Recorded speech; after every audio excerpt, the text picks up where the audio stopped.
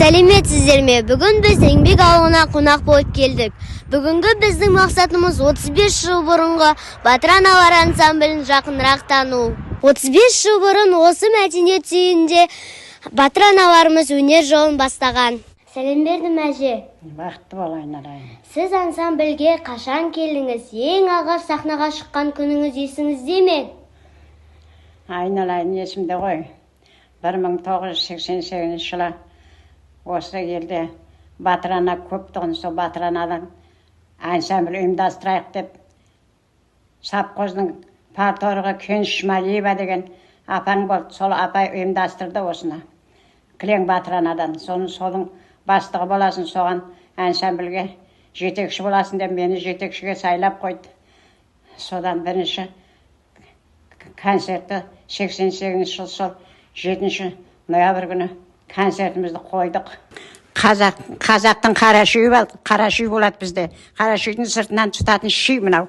Көшеден шүйді, өсіп тұрған шүйді алып, өсіп тоқимыз, надай бауға дап, осыны қарашүйдің сыртынан жүргіземіз соны. Осы бәрін қолдан істейміз өстіп. Қазақтың қолдан тоққан кілемі мынау біздің кәдімгі үкіметіміздің эмблемасы.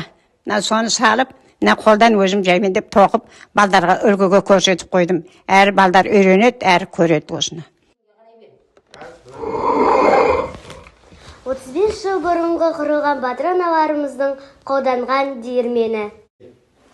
Батыр аналарымыздың қолданған келі келсабы. Су тасыған инағашы, айран піскен күбісі. 35 жыл бұрын құрылған Батыр аналар ансамблінің ізін басушы, қазіргі Батыр аналар ансамблінің жетекшісі Алтын әжемен сұхбатымызды жалғастырамыз. Сіз үшін Батыр ана деген сөз нені білдіреді? Батыр ана, бұл ана деген ең ұлы сөз. Ана тәрбиеші, ана баланы өмірге әкелуші. Бесікті бір қолмен тербетсе, ана екінші қолмен әлемді тербеткен. Аналарымыз біз үшін үлкен құрметке лайықты. Сондықтан ол кісілерді Батыр аналар деп атаймыз. 35 жыл бұрынғы құрылған Батыр аналарымыздың ең алғаш өнер көрсеткен сахнасы. 35 жыл бұрын құрылған Батыр аналар ансамблінің құрамындағы 18 перзентті дүниеге алып келген әжеміздің шаңырағына келдік. Әже, өзіңізді таныстырып кетсеңіз. Мен Нұрмағамбетова Фатима Күлмін, 47 жылғымын.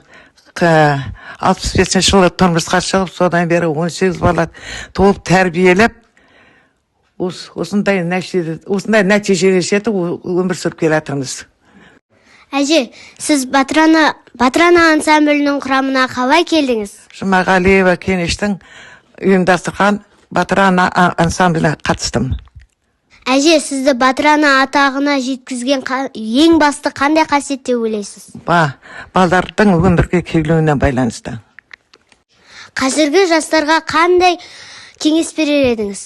Қазіргі жастарға кеңес берерім. Қазір үкіметтен көмек көп. Бұрынғы біздің кезімізде ешқандай көмек болмаған. Соның өзінде біз бала туып тәрбиелеп, жұмысқа шығып, жұмыс істеп, сөйтіп жүріп бала туғанбыз. Қазір деген үкіметтен көп көмегі бар ғой, қазіргі жастарға да басқаға да.